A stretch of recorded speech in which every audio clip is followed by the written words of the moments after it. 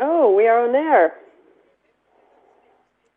Let's say hello to everyone. Good afternoon. Good afternoon. Well, I'm very happy to be here with you today. It's time to finally meet each other in person. I'd like to say hi to our common friend, George, for example. I used to work for your company as well. A lot of kisses to Vaso. We worked together a lot. Hi, my name is Madam Ginger. We're here to cook together 2 recipes.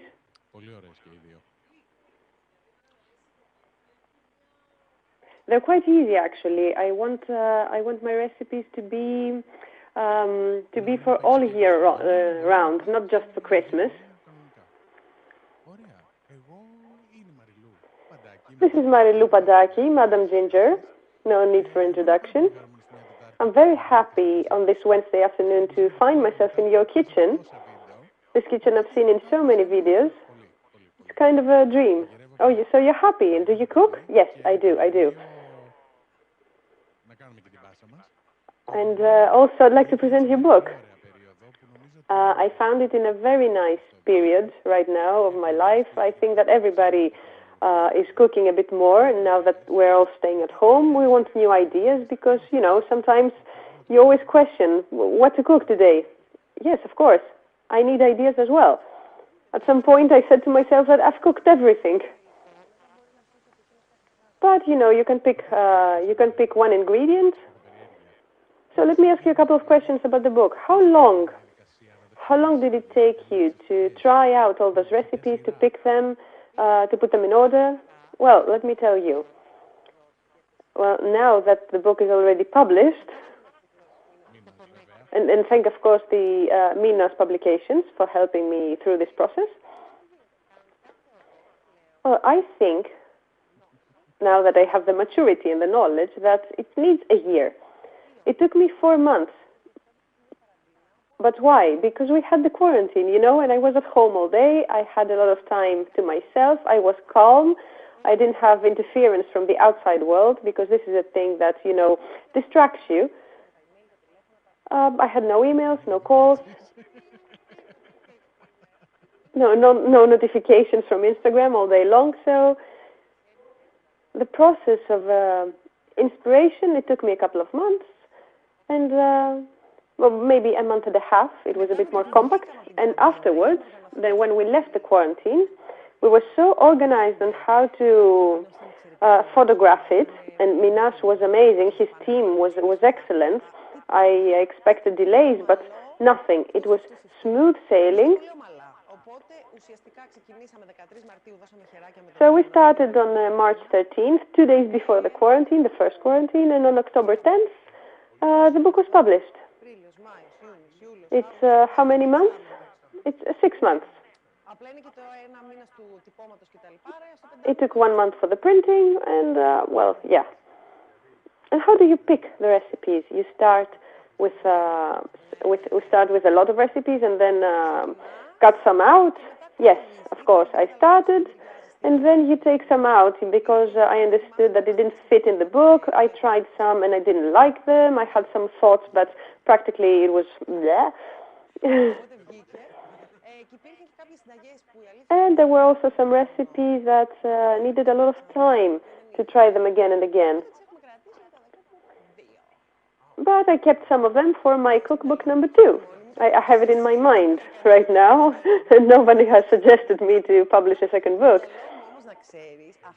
But in my mind, that it exists. I told my friend once, I don't know, if some of you have tattoos, you might understand, because when you do your first tattoo, it's kind of silly. You do it when you're 17, and then you hate it.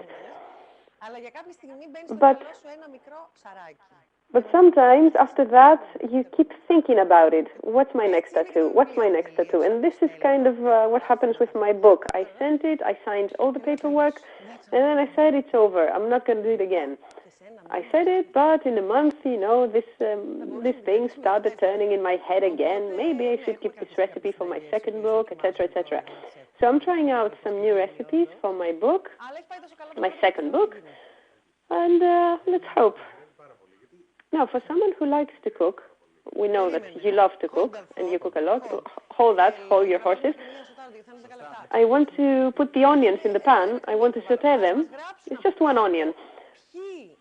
I want, first of all, hello to everyone. Who are you? Just write something on the chat to see that I'm not alone here. And how many of you are trying the recipe? Do you have your pots and pans ready? Well, I hope that you're all ready. At least our common friends, at least they should try out the recipe. Well, let me start. For those of you who have the ingredients, I sent you on the email, right now you should put the pan on the fire, a lot of olive oil. We'll start with the 3 mushroom fricassee. This is a traditional Christmas dish. It's classic. We usually do it with pork, but I'm a vegetarian, so I don't cook meat. My book is also vegetarian, so we're going to use 3 types of mushrooms, or 2, whatever you find. I have 3. I have white mushrooms, portobello mushrooms, and pleurotus mushrooms. But this time I didn't find portobello, so we're going to use the other 2, the white and the pleurotus mushrooms. You can use 2, you can use 1, whatever you want. But you need mushrooms for the fricassee. And the more mushrooms you put in, the better the taste will be. And it's also very filling.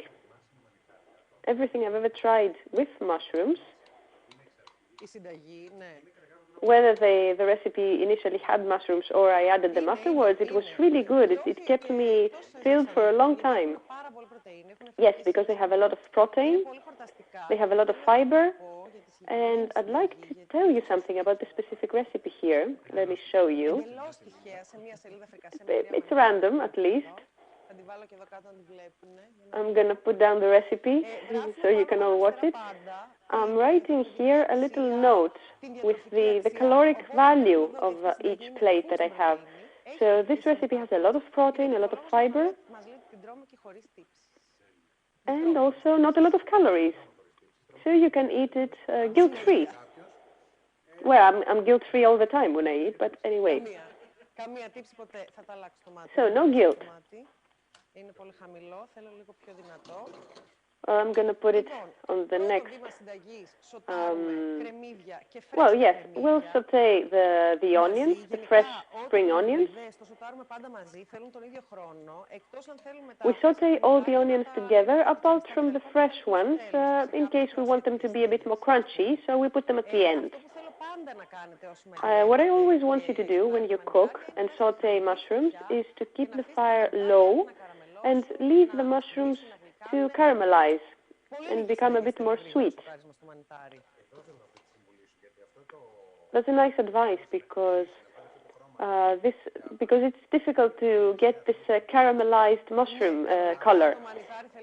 Yes, it needs a low fire. We usually tend to saute ingredients in 3-4 minutes, but we need more time. It needs to be done slowly in order to make it more caramelized. This is what our grandmothers did, actually. Grandmothers had patience when they were cooking. They didn't have to work for 17 hours a day. They had patience, and they could leave the food a bit later, a bit longer. And of course, at the time, they had better ingredients as well. Well, cooking needs time. You cannot push it. So what else do you want to ask me? So you love to cook. There are a million recipes right now, but cookbooks have fanatic readers, and everybody wants to have a nice cookbook in his library. So it is a sort of a way to collect the recipes that you like. It's sort of like a guidebook, let's say. Yes, it's sort of a guidebook, let's say. And I do not think that books will ever replace internet or videos or TV cooks. I think that by having a book next to you, it's permanent. You form a relationship with a book when you buy it, whether it's a love-hate relationship, but... Was it another question and I'm just saying, you know, whatever comes to my mind? No, that was the question. What happens with the book? Yes, I have a lot of cookbooks. This library over there is full of cookbooks. I really like reading recipes. I don't read a lot of other types of books, but anyway. I think that you create a bond. Because, you know, you go online, you see a recipe, and you forget it in like 3 seconds. And I understand that this is not good to say because I'm a blogger, but, you know, it's different things. A book is something different.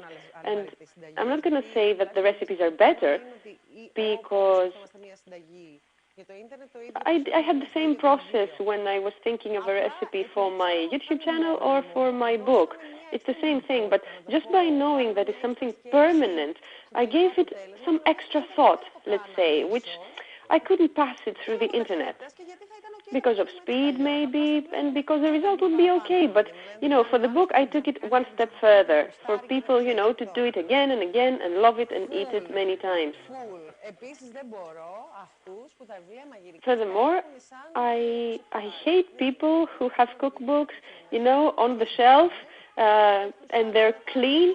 No, you need to keep it right next to the pot. You need the sauce to fall on the book, to write notes, to change things, to put things of your own in the recipe. It's not the Bible, guys. Who's your favorite writer or chef?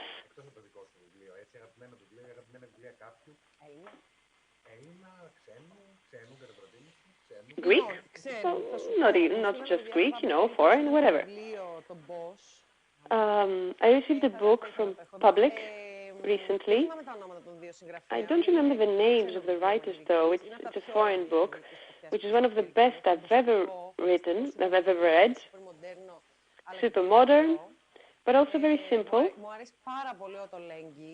I really like Tolengi. I love him. He's amazing.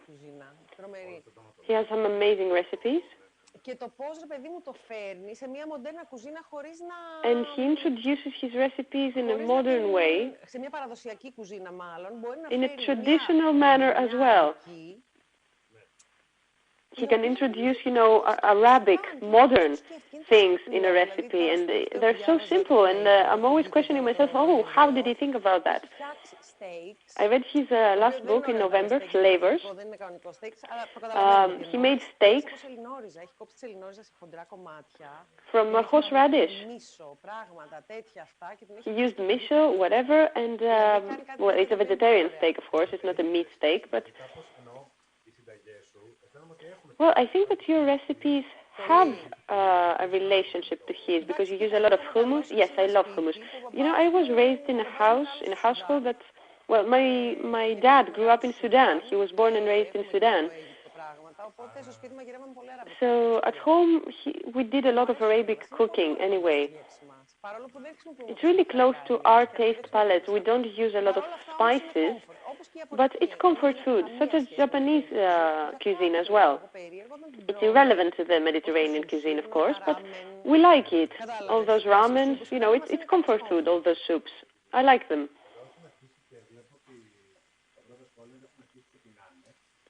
Well, the first comment says that people who are watching us are starting to get hungry right now. Hey, are you guys cooking? Yes, perfect. Well, the onion is smelling very well, as it should. Well, fricassee needs a lot of onions.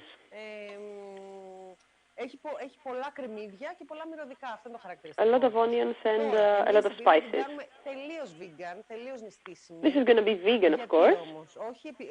But why? Not just because I'm vegetarian, but I need something light. I wanted a light recipe. And to tell you the truth, I don't like putting egg in soups, such as we do in Greek kitchen. But nevertheless, I want the sauce to be thick. So I'm going to make an amazing tahini with lemon in order to make the soup a bit thicker. I'm going to show it to you later on. Tahini with lemon, so it's going to replace the egg. It gives extra protein to the food. And if you use whole grain tahini, it's even better. And it makes it light, you know, a light soup that will keep you on through the day. It's quite thick, so as you said, yes, tahini with lemon, it's amazing for soups. It's a perfect substitute for eggs. Excellent. So it's a Christmas dish. Like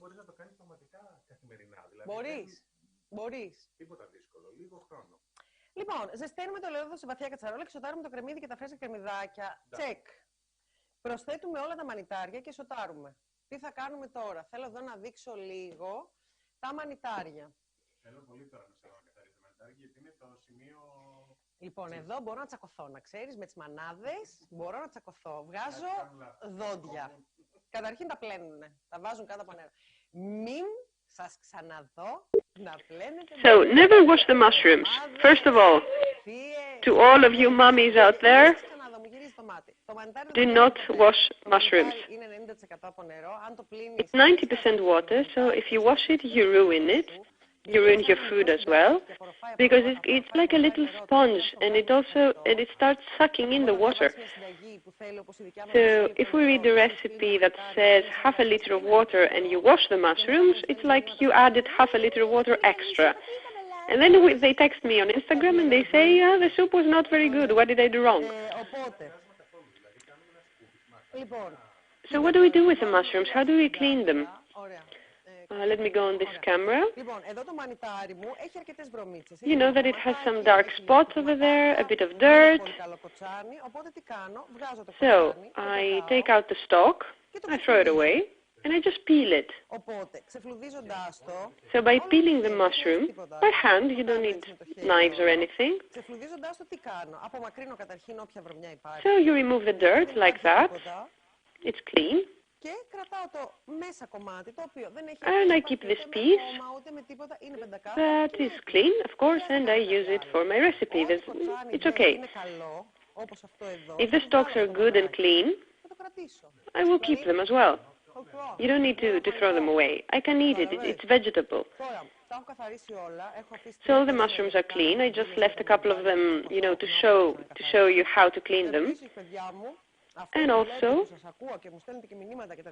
I hear you say that you can get poisoning from mushrooms.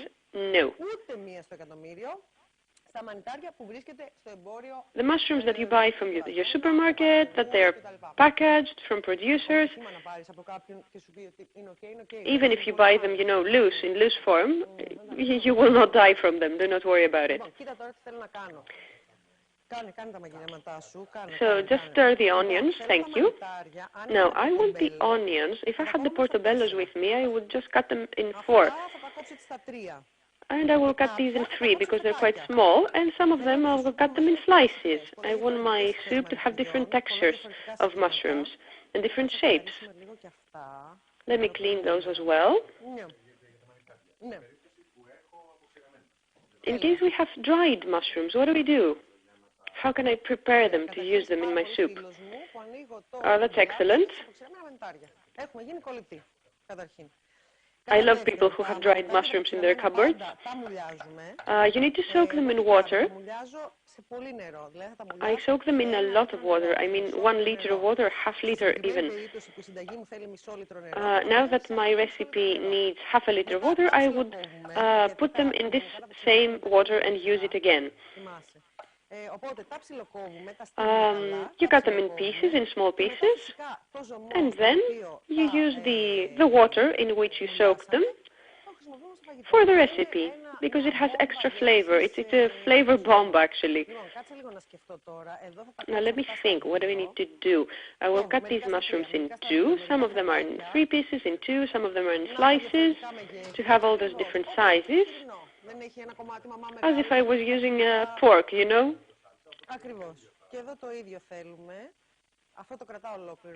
And we'll keep this in its entirety because it's little small.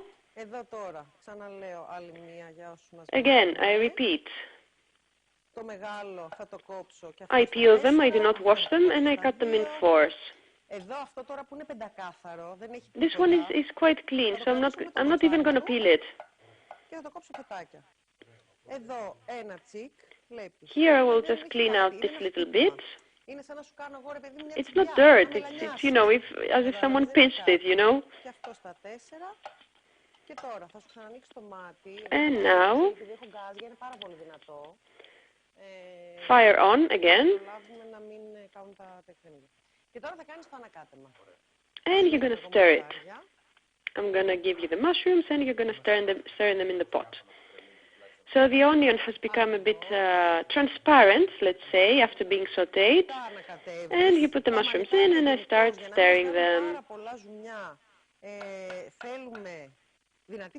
Mushrooms need the fire to be hot, because otherwise they're going to start dripping and they're going to start boiling. So, in very strong fire, I continue stirring them. Excellent. Dimitris and Madame Ginger are giving you advice for everyday cooking. Yes, you're my guest, so you're going to cook with me. My pleurotus mushrooms,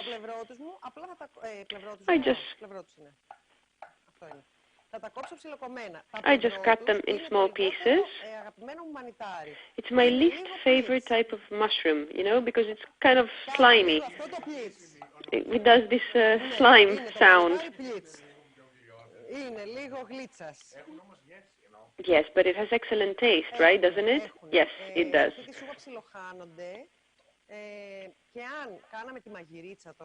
In this soup, you don't feel them very much. But anyway, we can maybe add a bit of rice.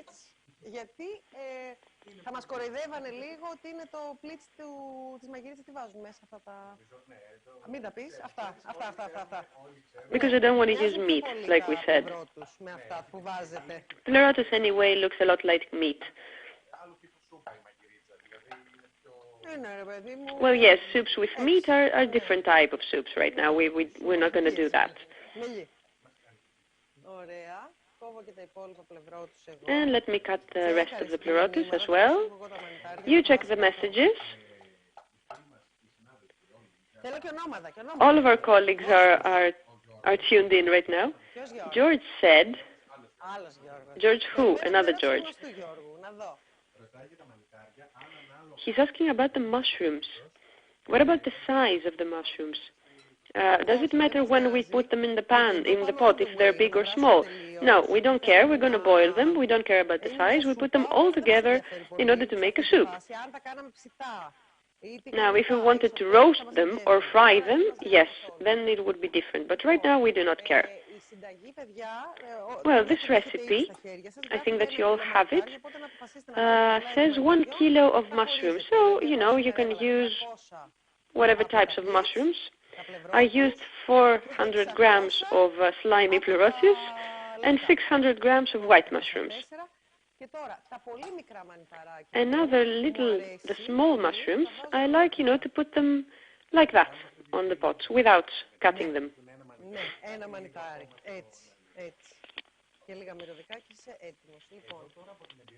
And we are ready.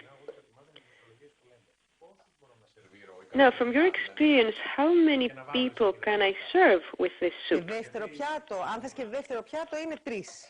Well, if you need a second serving, it's 3 people. But I think for 4 people, it would be... For 4 people, you just do, you know, half the recipe. You cut the ingredients in half. But it's very filling. I'm not going to think that you're going to need a second serving, even though it's vegetarian. Yes, because like we said, the mushrooms are very filling.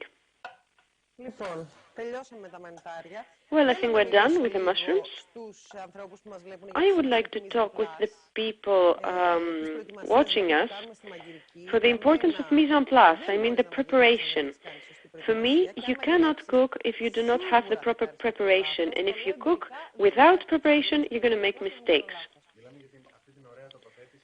So we're talking about the placement of the ingredients.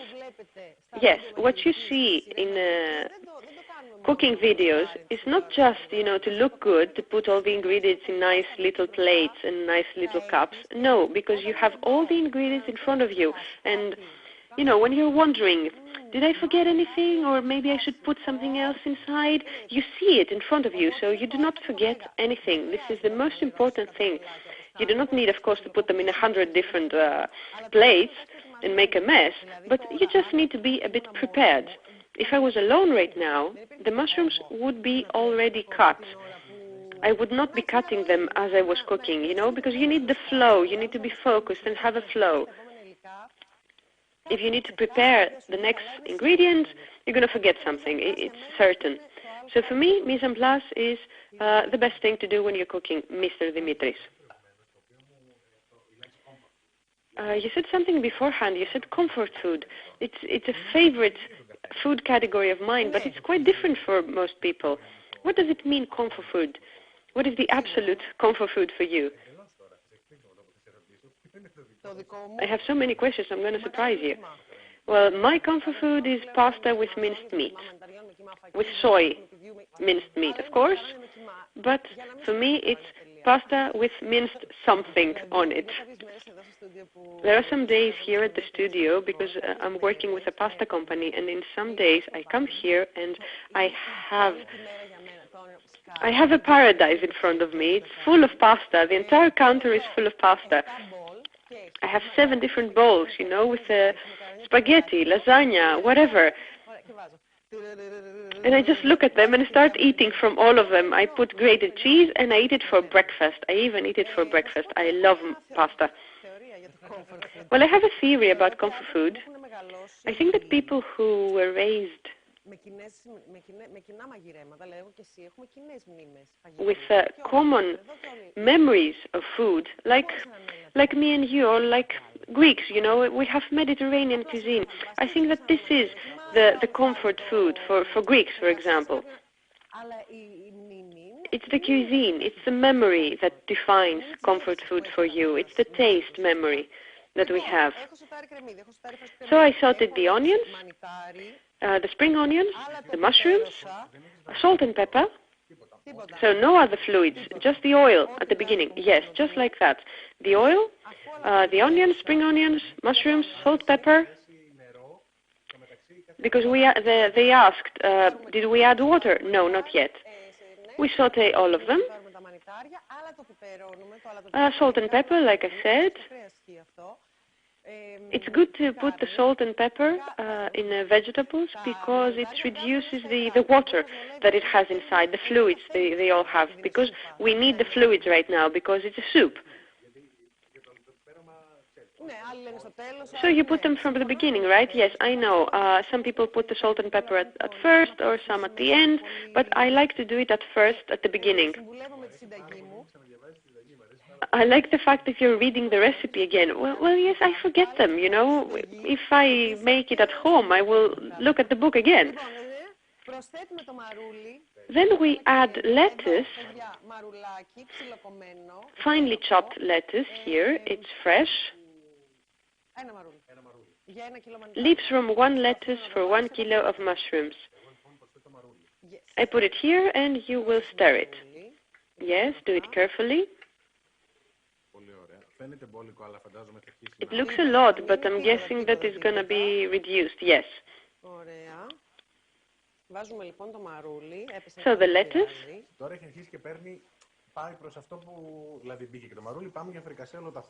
Well, right now it starts. Μαζί με το μαρούλι θα μπουν και τα μυρωδικά μου. Αλλά μας χάλασε το ντεκόρ. Κοίτα πόσα μυρωδικά έχω. Βλέπεις. Άνηθο, μάραθο, μαϊντανό και μυρόνια. Τα κόβω όλα μαζί. Δεν με νοιάζει αν κόψω μαζί και λίγα κοτσανάκια. Λαχανικό είναι, τρώγονται τα πάντα. Τα πάντα. Δεν υπάρχει κάτι στην Ελλάδα. And now we finally chopped dill, fennel and mironia all together.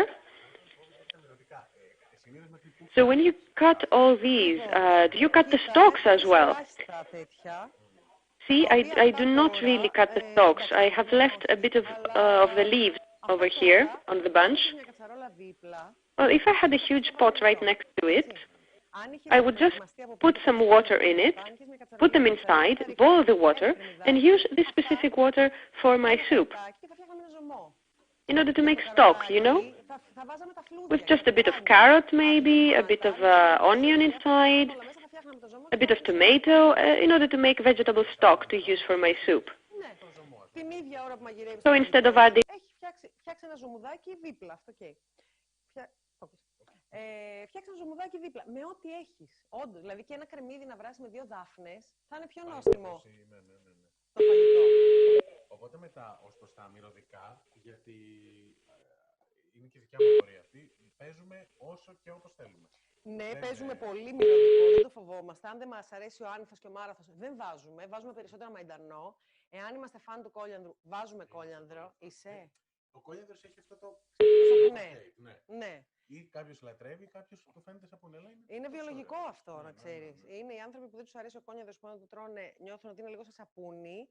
Τους λείπει κάτι στο DNA, έχουν κάτι διαφορετικό, που κάπως συνδυάζεται και με αυτό με τα κουκιά. Κάπως. If you like coriander, you can also use coriander if you like this soapy taste that it has. Well, as you see that the lettuce has been reduced,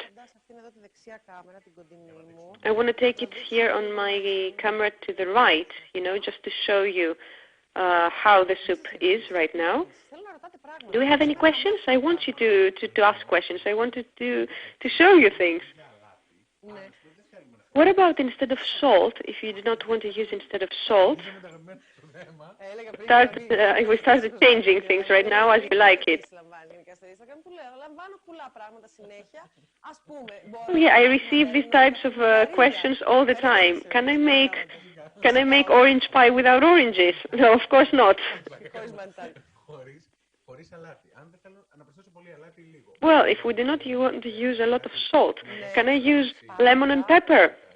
Yes, paprika, of course. Or soy. I would add a bit of soy sauce. It is a bit salty, it is umami,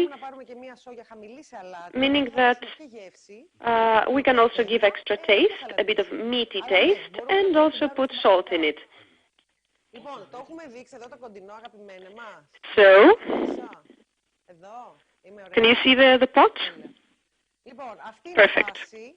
So this is what happens right now. This is how the fricassee looks. You see that the juices of the mushroom are outside of the mushroom, of course. Come here, take a look. Don't be scared, come closer. Do you see that? It's as if we were making magirica soup, you know, soup with meat. It has the same texture. Yes.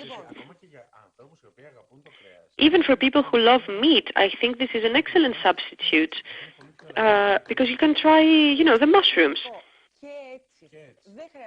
Yes, of course, they can try it. You don't need to eat just meat or be vegetarian. You can do both. So let me get rid of those things. And can you please pour in the water that I have boiled already? Well, as you're my sous chef. Add the boiled water, 500 milliliters of boiled water. Yes, ideally I'd like it to be hot. Just not use cold water because it's going to take you a long time to boil again. So put it in the kettle. Well, for example, I would make the mistake of adding extra water. No, because all those vegetables have a lot of water in them, so we don't need any more. My grandmother taught me a trick, and I've been using it ever since. Never put water in oily food, or baked potatoes, for example, or stuffed tomatoes, because when they start boiling, they will start to sweat, let's say.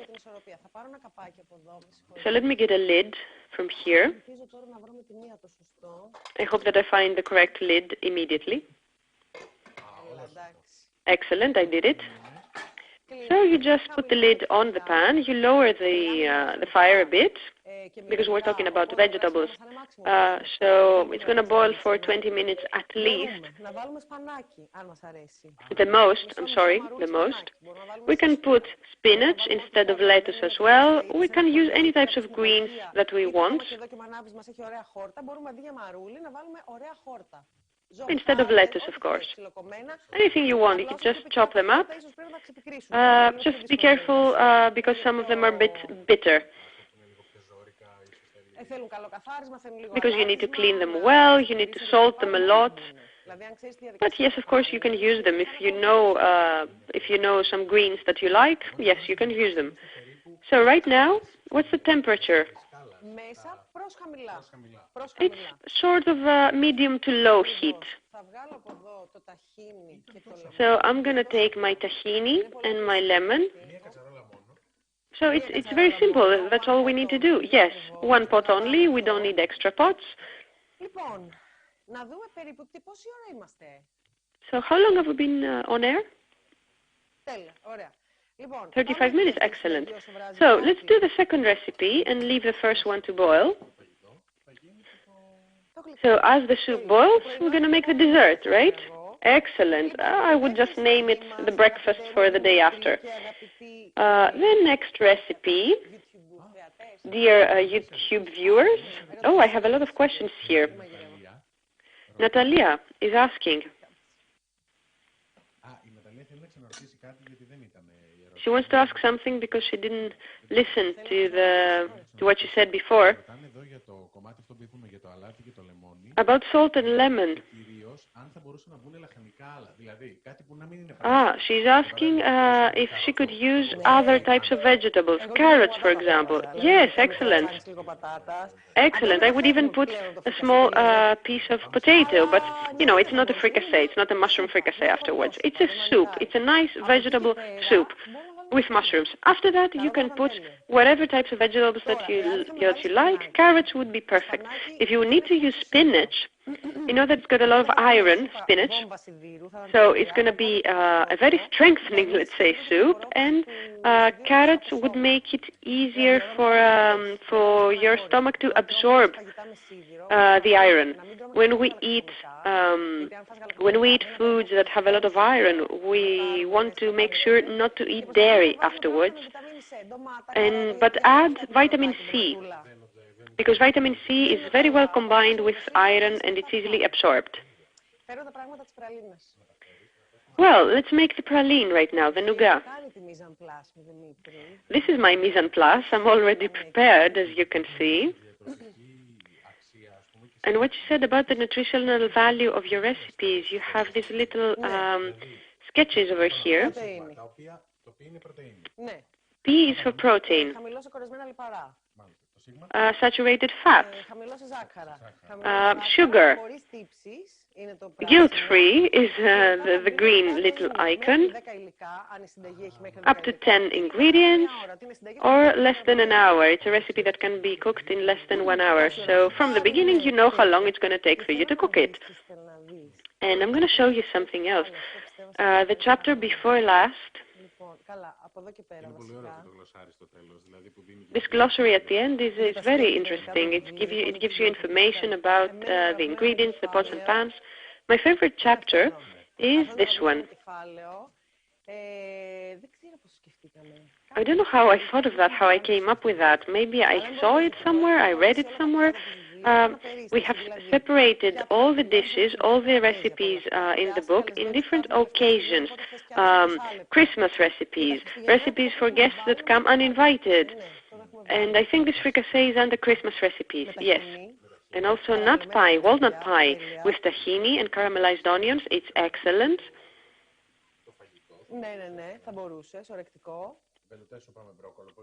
Velouté broccoli soup, yes, it's very light and comfort food. Fried mushrooms, yes, it's fried mushrooms on a tart. But you can also do them, you know, plain, without the tart, and make it sort of stroganoff, let's say. Fricassee with 3 mushrooms, the one that we're cooking right now. Lasagna with soya, with minced soya. Shepherd's pie with soy meat again. Chocolate cake, apple crumble. I think it's quite helpful to, you know, take a look at what you want to cook and for what purpose. Because you know, you've tried all those recipes and all those combinations, so it's a really good advice for someone who is a novice, let's say, and is looking for a light recipe that can be easily combined with a nice dessert. So, hazelnut praline, hazelnut nougat. It's the dessert. It's quite easy. It's ridiculous, actually. You can use it in one pot as well. You can do it in one pot. Just a couple of pots, one for the food, one for the dessert. So you take a jar of praline from the supermarket and you eat it with the spoon, you know, while watching Netflix in one night. But you can make it at home in a more healthy way. And I don't like to say healthy because in my mind and in most people's minds, healthy means bland. But this praline is amazing. It has hazelnuts, grated hazelnuts, chocolate, honey, tahini, of course. I love tahini. And tahini in desserts, it's amazing. We can also substitute it for almond butter or peanut butter, because it goes well with chocolate and cocoa powder. Just let me take a look at the soup. It's excellent. With just a bit of water. I mean, you used so little water. Yes, just half a liter of water. You don't need any more. Well, 20 minutes in a normal cuisine, and it's almost ready. I'm going to lower the heat a bit. I'm going to put it over here because it's not as strong. Άρα συνήθως ο χρόνος, η διαφορά δηλαδή από κουζίνες κλασικές. Oh, so there's a difference between electric kitchens and gas kitchens, right? Appliances. Yes, yes. Well, it depends on what you're cooking, of course, but I think gas kitchens are quite fast. Yes, they're turbo. Which I do not like, you know, because I like cooking. I like spending time in my kitchen.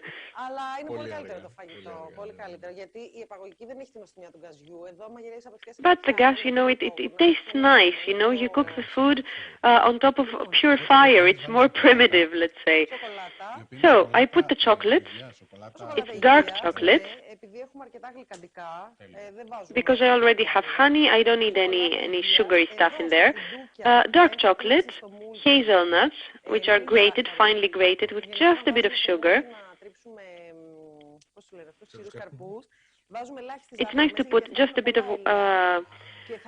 of sugar when you're grating hazelnut or other types of nuts, because they have oil inside, and it turns buttery if you put a bit of sugar in it.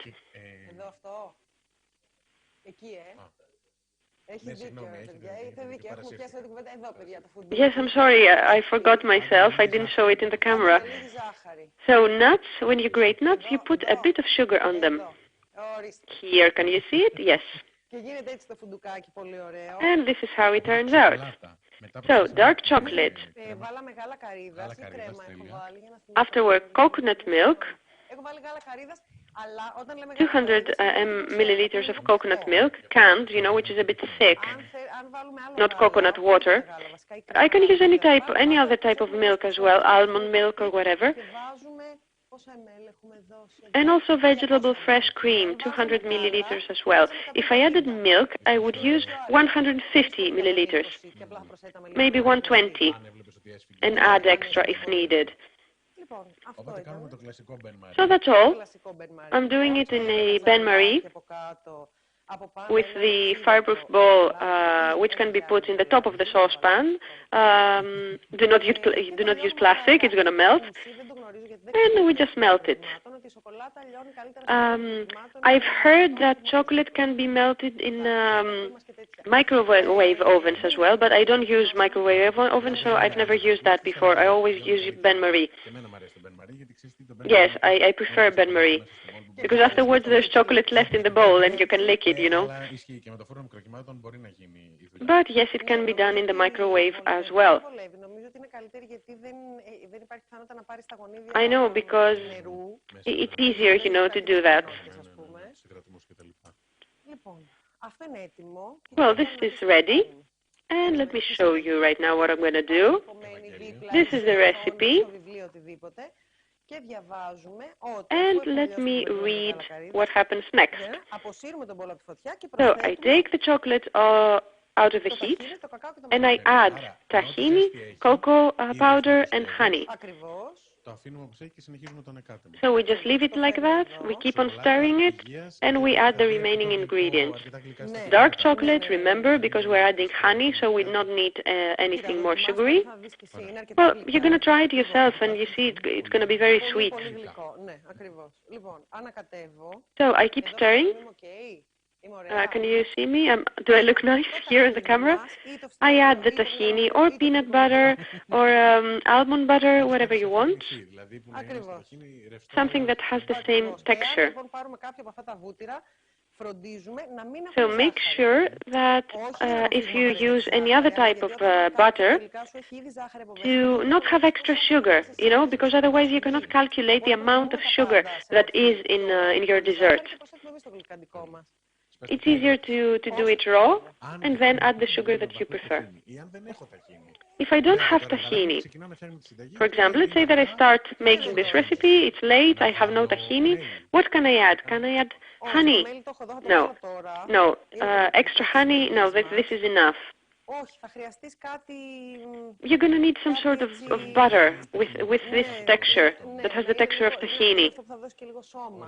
Because it's going to make it a bit thicker, you know? Like we said, almond butter, peanut butter, it's easy to find. Well, yeah, maybe, but I have no in my fridge, that's why I'm asking. And now I'm adding the hazelnut. Now, if you like crunchy textures, you can just put some hazelnuts in their entirety inside. And the cocoa powder. Along with the hazelnut, maybe could I add almonds or some other types of nuts? Yes, of course, any types of nuts that you want. Walnuts, almonds, cashews, whatever you want. Peanuts, maybe, they're excellent. This is your type of praline, the praline that you prefer. I added hazelnuts, you know, because I wanted to copy the commercial, the Nutella type of thing, you know. But you can do whatever you want, of course. On my second book, I'm going to do whatever I want. Because I wanted my readers to trust me first, you know. Well, yes, of course, they trust you.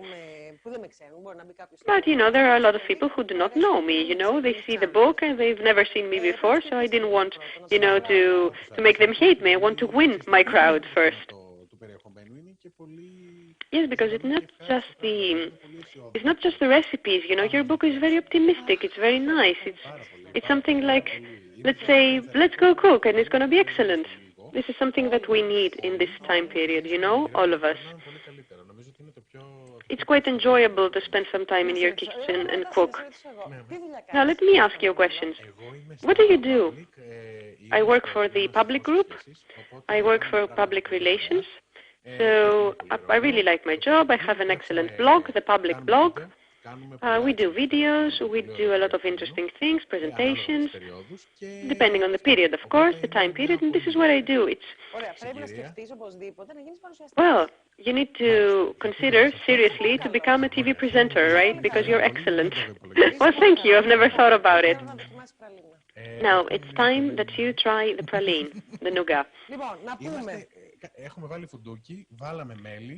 So we put the hazelnut, the honey, it's over, it's done.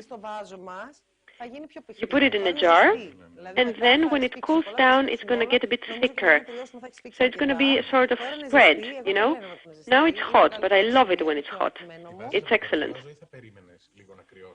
So we just wait a bit for it to cool down and then put it in a jar. Well, if I was at home, I would have turned on my oven in 100 degrees Celsius, and I would have put my jar inside, a glass jar inside, just to sterilize it a bit. And right now, I would take out my jar, which is hot, put it inside, and then close it firmly. In that way, I'm sorry, I choked. In that way, if you sterilize it, you can even keep it closed for 3 months. You put it upside down in your kitchen and leave it for 3-4 months. And when you open it, you just put it in the fridge and you can keep it for a month. Because it has no dairy, you know, you can keep it for a month. And if it gets very thick in the jar, well, if your house is cold in the winter time, it's going to get thick, of course. It's very good, yes. Thank you. It's excellent. Come on, don't put the spoon back in. We have COVID. I'm going to give you a lot of spoons so you can enjoy it. Eat as much as you want. I'm going to give it to you in a jar and you can take it home. And if it gets very, very thick, you can use another bain-marie or the microwave oven. But it's not good to use a microwave oven, but it's not going to get very, very thick, you know. It's as if, you know, you had a jar of Nutella. It's the same thing. You just whisk it around and it's going to get softer. You can put it on a piece of bread, you can put it on a rusk. I can also use it in a tart. Yes, of course, in a pie. You can put it on it, maybe with fruits. It's excellent. I don't know, maybe if you could use it for sweets, if you put cookies on it and make it a sort of cookie biscuit. Anyway, what else are you thinking? God, it's excellent, yes. I'm going to eat a bit more. Maybe I would even put 1 teaspoon of that in my espresso, my morning espresso. I didn't hear what you said, I just heard espresso. I'd like a cup of coffee right now. Yes, I think that 1 teaspoon of that in my morning coffee, I think it would be very nice. Oh, that's an excellent idea. Come on, imagine a warm espresso, a hot espresso with that. It's excellent. Well, he's excellent in the kitchen, right? I hadn't thought of that, you know, put it in a coffee. Yes, excellent idea. My grandmother put 1 teaspoon of tahini in her coffee every morning. So tahini, you know, it's a family favorite, right? Yes. Now let's finish with our soup. Well, the soup has been boiling in very low heat, very, very low heat. I'm going to take it off the fire now, the heat. And you're going to make the tahini and the lemon right now. Now let me just take away the millions of spoons that I took out. How about putting it over a cake? Yes, but not as a glaze, you know, because it wouldn't stand very well. I would serve 1 piece of cake and 1 teaspoon of praline next to it. Just keep your eyes on the pralines. I'm going to do the lemon tahini myself. Lemon. I have squeezed some lemon here with the pulp. Tahini, 2 lemons with the pulp. Tahini. You can put some zest if you want in it. I just mix that. It's quite easy. Let me just take this away so you can see what I'm doing. So the tahini here, it's not easy to mix it, you know, with the lemon. It's the texture. The texture is a bit weird.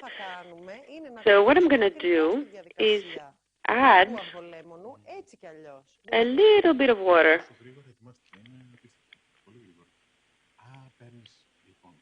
ακριβώς τη διαδικασία του Just a spoon of hot water. Μία κουταλιά. Απλά εδώ δεν χρειάζεται να το κάνω πολύ γρήγορα, γιατί δεν υπάρχει κάτι να μου κόψει, να μου... Just, to make the texture a bit more firm. Να είναι περίπου στην ίδια θερμοκρασία. And anyway, I want all these ingredients to be in the same temperature, Να έχουν περίπου ίδιες θερμοκρασίες και η ζέστη μου βοηθάει και το ταχίνι μου λίγο να γίνει πιο μαλακό. And the heat helps the tahini to melt a bit. Λίγο ακόμα. Just a bit more water. Δεν με νοιάζει να πέσουν και μαρουλάκια και τέτοια. Όλα εδώ πίσω. I don't care if a bit of lettuce goes inside because, we're going to eat all of the things. So that's an excellent trick, what you taught us about the temperature. See the texture? Now it's nice and smooth. Ακριβώς. Εδώ φυσικά είναι μια συνταγή που δεν μπορούμε να αντικαταστήσουμε το ταχίνι με φυσικό βούτυρο. Well, of course, in this recipe we cannot substitute the tahini for almond butter because it's going to change the taste. I don't need that anymore. Και θα κάνουμε και το γιαγιαδίστικο. And I just put it inside, just like my grandma did. She used to kiss the food in order to make it taste better. I'm going to keep the heat low, just for it to remain, warm. Well, it's because your grandmother had a lot of time in the kitchen, That's because she sent little kisses to her food, because she cared about what she did. Well, I remember that I didn't even put pepper inside. I like pepper, so I'm going to put a lot of it. Let me interrupt. And since I have no other ingredients over here, it means that I'm done. I put everything inside. I don't need to think whether I have forgotten anything, so I'm ready, I'm done. What I do always when I'm cooking is to put a little drizzle of fresh olive oil. It gives extra taste. And I just leave the food over there for 10 minutes. I put out the fire. The fire is off. So if I leave it for 2 or 3 hours like that, it's gonna taste better. No, you just need 15 minutes. Just leave it to rest for 15-20 minutes in order for the flavors, to mix. And after 20 minutes, it's excellent. It's perfect. A practical question over here. So, when we're making the praline, I put the jar in the oven, sterilize it for 20 minutes, half an hour, 100 degrees Celsius. After 20 minutes, it's safe, it's sterilized. So, we're going to taste the soup? Yes, of course we're going to taste the soup. In just half an hour, you made food and dessert, and it's excellent, it's a proper meal. Yes, let me just show you the soup here on this camera on the right. Is it good? Can you see me? Yes, excellent. Excellent idea. We can make a vegetarian Christmas dinner. Would you do that? Yes, I would, of course. Because right now, we are in quarantine, as we know. It's nice, to use a different theme, to use a different recipe, something like a challenge, let's say. Let's say that you invite 8 people at your home, with the proper quarantine measures, of course. If one of them is vegan, of course, doesn't he want to be included? Don't you want to include him? Of course, you will not change the entire menu for just one person, but it's nice to have an option, You cannot invite someone to your home and leave them, drooling over the food and not being able to eat. So you can use my cookbook. And of course, it's a nice chance for people who do eat meat to try something different, to try a vegan recipe, a vegetarian recipe. I like going out for dinner with my vegan friends because I'm trying different things. Well, of course, it's all a matter of perception. In Greece, we think that, we only have 3 minutes. The time flew by, yes, but it was excellent. We have a tendency in Greece to be afraid of something different, you know. You do not have to be afraid of someone who's vegan, you know. You can just embrace that and try the food that he eats. It's a chance to eat different types of food. Even before I even was vegetarian, I had decided to try all sorts of cuisine, all sorts of food, like Asian, Vietnamese, vegan, whatever. I wanted to try everything. What's your favorite type of cuisine? Greek, of course, Italian, Japanese, and Arabic. Greek and Italian and Arabic, yes, that's it. And of course, Greek cuisine is vegan, isn't it? Yes, of course, we have a lot of food. We fast a lot in Greece. And before 1940s, Greeks used to eat meat like twice a year, every Christmas, every Easter. We have a lot of traditional vegan dishes in the Greek cuisine.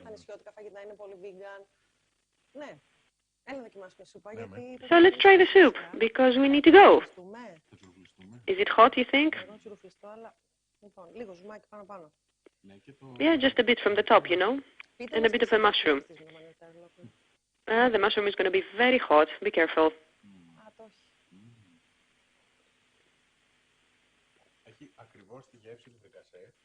It's exactly like a fricassee. It's an excellent soup. But the flavor is very rich. Let me see some more questions before we finish. Did any of you cook the food? If you cooked the food, go to Instagram, my Instagram page, madamginger.com, and give me your comments. Dina says that the best ingredient is love. When you cook something with love, it's going to be great. And, you know, because those holidays is going to be a bit different, let's cook with love. Let's cook, you know, between us. You know what I'm going to do?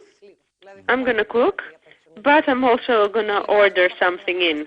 You know, I'm going to order the dessert, for example, to support a patisserie in my neighborhood. Because all those, you know, all those businesses need our support. So if you can, and if you can, you can cook. It's going to be also great to support one of your local businesses. And, you know, if you like something very, very much, you can just ask for the restaurant for just one dish, for one plate. Thank you so much for being here with us today. Thank you, it was excellent. We had a lot of fun cooking here. I hope you have the tastiest holidays. To you too, of course. And 61 vegetarian recipes. I think that we have a long way to cook. We have a lot of things to cook for the immediate future. So it's good. Lots of kisses. Lots of kisses. Good night.